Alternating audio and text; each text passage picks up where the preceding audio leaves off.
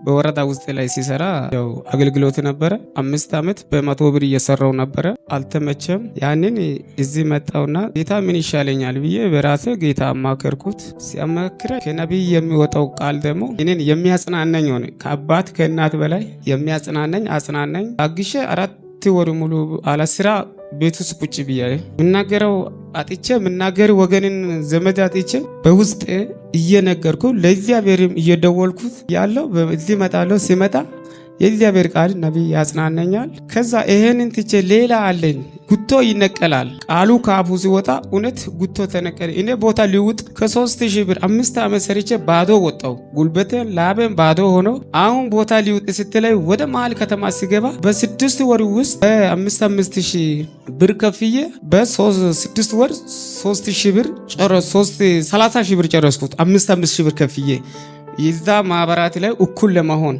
እና 30,000 ብር 6 ወር ጨረስኩት። ደሞዜ አሁን 16,000 15,000 ብር እንደሰራው በኪሴ አስገባዋለሁ። ቆጠባ የለም ብትለው 4,000 ብር ይዘው ቆጠባ ለወደፊት ጡረታ ማልክ ይቀመጣል። እና ቦታ ሊውጥ ላይ ነቢይ ያወጣው ቃል ቦታ ሊውጥ ላይ ጉቶ ይነቀላል አለው። ተነቅሏልና ጌታ እናንተ አመስግኑ። እኔ ጌታ አመሰግኑ። ግን እግዚአብሔር እንደ ሰው አይደለም፣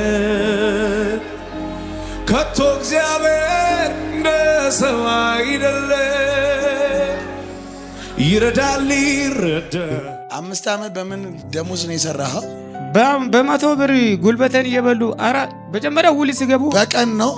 በቀን እንደዚሁም በማህበር 9 ወር አረጋለሁ ብሎ በላይ ያለውም ሲሄድ በየሆነ ነገር ተዘጋ። ከስር ያሉት በየሆነ ነገር ተዘጋ። ምን ይሻለኛ ብዬ እስታች ክፍል በላይ 3ኛ ክፍል ከተማ ሲሄድ የሆነ ነገር ተዘጋ። ቁልፍ አጣው። እሺ ያሉ ተዘጋዩ። ላብን አለቀስኩ ለቀስኩ። እንደው አሁን ትንሽ ሲናገር በስተጀርባ የሚቀረው እዚህ ታካይ ሰፈር ነው። 2016 ካቲት 9 ላይ እግዚአብሔር የካቲት 9 ማለት ካቲት 9 2006 ላይ ራቁት በባዶ ራቁት ነበርኩት። 15 ቀን ታስሬ ወጣው። ዳኛ እዚያር ስጠው ምን ሆነ ስትል አረ ማህበር አባል ነው ብሎ ያው መታወቂያም ሰጥቷል ብሎ መታወቂያም አሳየው። ላንተ ምንም አስፈልግም ግን ለህጉ ደግሞ 2,000 ብር ክፈል እንትን አንጣ ይሄ ዋስ የሚባለው ነገር አንጣ ብሎ በ15 ቀን ውስጥ እኔ ነፃ አወጣኝ።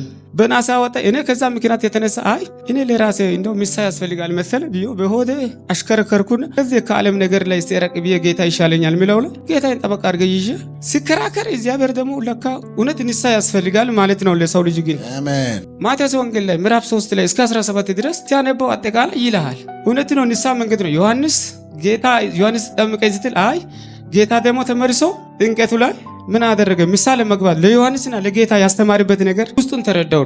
ስረዳ ለካ ቃሉ እውነት ነው። በእኔ ግን እስካሁን አልተታየው ነበር። በራስ ተደብቆታል። በስጋ ሰውነት እና መንፈሳዊ ኑሮና የቅባት ኑሮ ሰማይና ምድር ነው አይገናኝም።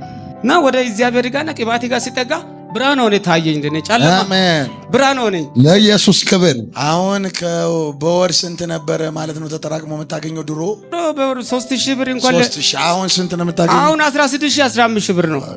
ቦታ ሊውጥ ነው። እኔ እግዚአብሔር ጨምሬ እግዚአብሔር ክብር ይግባ። ኢየሱስ ክርስቶስ አሁንም ከኔ ጋር ከእናንተ ጋር ይሁንልኝ። አሜን። እኔ አመሰግናለሁ። እሺ እግዚአብሔር አሁንም በረከትህ ከክብር ወደ ክብር ይሆንልህ። አሜን። አሁንም የጠላቶችን ደጅ ውረስ። አሜን። ማንም አያስቆሙ የፍሬያማነት ዓመት እንዳለ ይስራብህ። አሜን። በኢየሱስ ፍሬን የምትበላበት ጸጋ በላይ ላይ ይውረድ። አሜን። አሜን ላለ ለእናንተም ይሁንባችሁ። አሜን።